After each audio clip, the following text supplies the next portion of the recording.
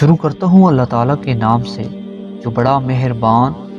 نہایت رحم والا ہے۔ حضرت حبشہ بن جنادہ رضی اللہ تعالیٰ عنہ سے مروی ہے کہ رسول کریم صلی اللہ علیہ وآلہ وسلم نے فرمایا، نہ تو غنی کے لیے یعنی اس شخص کے لیے جو ایک دن کی خوراک کا مالک ہو، اور نہ تندرست و توانا اور صحیح الاعضاء کے لیے مانگنا حلال ہے، ہاں اس فقیر کے لیے مانگنا حلال ہے جسے فقر و فاقہ نے زمین پر ڈال دیا ہو۔ اسی طرح اس قرض دار کے لیے بھی مانگنا حلال ہے جو بھاری قرض کے نیچے دبا ہو۔ یاد رکھو، جو شخص صرف اس لیے لوگوں سے مانگے کہ اپنے مال و زر میں زیادتی ہو، تو قیامت کے دن اس کا مانگنا اس کے منہ پر زخم کی صورت میں ہوگا، نیز دوزخ میں اسے گرم پتھر اپنی خوراک بنائے گا، اب چاہے کوئی کم سوال کرے چاہے کوئی زیادہ سوال کرے۔